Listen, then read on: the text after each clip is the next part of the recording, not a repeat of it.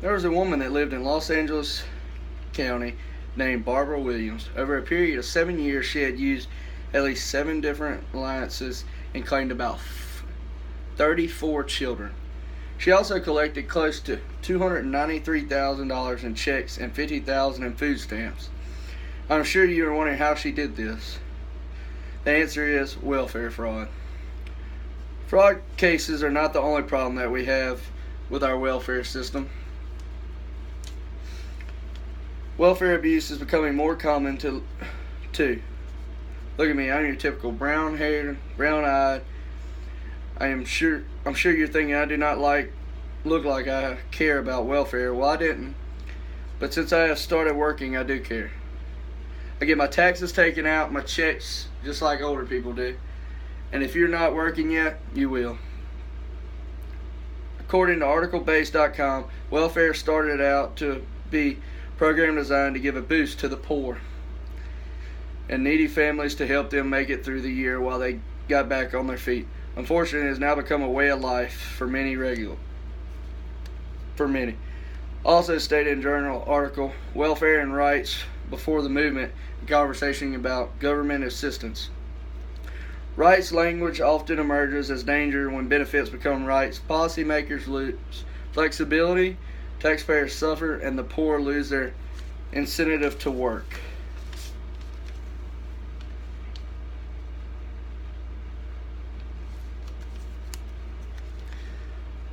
Today I want to persuade you that our welfare regulations should be reformed. I feel our welfare system needs to be reformed because there are 29 million people on welfare. And I highly doubt that all those 29 people should be on it. I feel our system is being abused, ruining it for the people who actually need the assistance. I hope to do this by discussing the welfare regulations we have now, how it affects us, and how we should reform it. Let's begin by talking about the regulations already legislated. Since we are going to be talking about reforming the welfare regulations, it is only appropriate that we discuss what kind of regulations we have now. According to Rob Luley from hotair.com, today more people than ever before, 29 million Americans from college students to retirees to welfare beneficiaries depend on welfare on the federal government. One of the most important requirements is being a citizen of the United States. This requirement seems pretty obvious, but many immigrants actually get away with collecting welfare checks. According to judicialwatch.org, the highest rate of welfare recipients come from the Dominican Republic at 82%, Mexico and Guatemala 75%, and Ecuador 70%. So this means that illegal immigrants are basically getting paid to not become an American citizen. Another requirement to be eligible to receive welfare is that the recipient must be seeking employment or training. There's a major conflict with this because some people that welfare gives people the incentive not to work, according to Tim Graham from newsbuster.org. Most on welfare don't look for work, and then 22% of able recipients meet job search rules.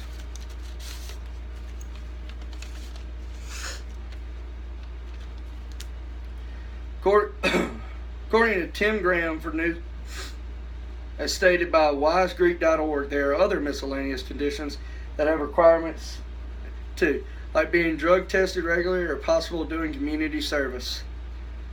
Personally, I do not see anything wrong with either of these. It can only be beneficial whether the recipient fail a drug test and the money is used for another struggling family, or the recipient maintains sober so they can keep getting their welfare. Now that we have talked about the welfare requirements active right now, let's talk about how welfare affects us. Since our parents pay taxes and we will be paying taxes in the future, welfare system affects us greatly. I believe that if we did not have people who abuse the system, welfare would be nothing beneficial to our struggling citizens. But of course we do. Sadly, it is extremely easy these days to commit welfare fraud without getting caught. Failing to report additional income, failure to disclose information regarding household family members, or supplying false information about inability to work are the most common ways people commit welfare fraud. In fact, some people even fake illness or injuries to manipulate the system. In 1 year, fraud or misrepresentation was found almost 11,000 cases in Los Angeles alone, as stated by Steve Rode of GetOutOfDebt.org. Welfare fraud is stripping the needy individuals of social help they need. For example, one woman might take on many alliances to get more than one check. An honest woman who is a single mom with 3 children also applies. The dishonest woman has more of a chance of getting a check, being that she has more than one name, which could possibly leave the woman with the 3 kids to struggle and they have a rough childhood. According to Fred Lucas of CNSnews.com, Obama's spending proposal called for the largest increase in welfare benefits in U.S. history. This will lead to spending $10.3 trillion over the next decade on various welfare programs. Not million, trillion. Our country is already in a financial crisis, so the only way to get that amount of money is to raise taxes. I'm already unhappy with the taxes that are already taken out. Therefore, raising them would only infuriate the rest of the country's taxpayers. Since I've told you about the regulations of welfare, its effect on the economy, let's discuss how we can reform it.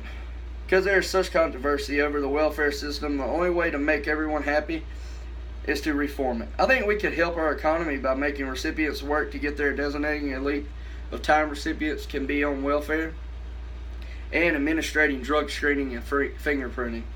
First way we could make our welfare system better would be not to just encourage work. A new requirement would be for the recipient to have a job by a certain number of weeks, and once they started their job, they would be able to continue to get their check. This way, the recipient would actually have a work instead of saying they're looking for a job when they are really doing nothing.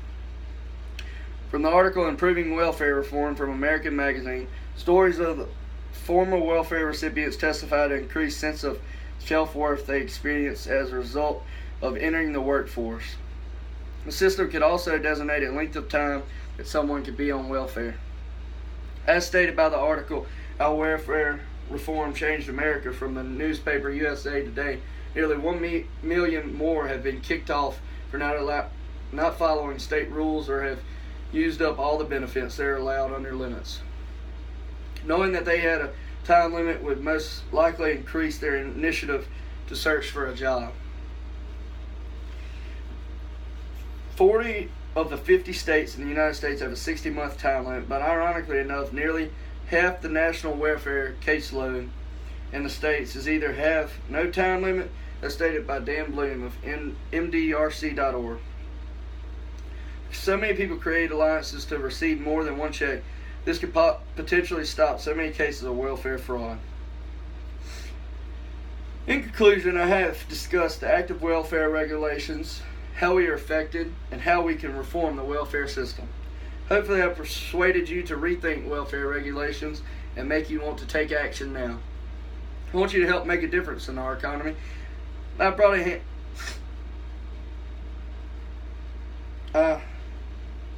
really appreciate it if you'd take part in watching this and listening so we can help our economy for our future in this great country.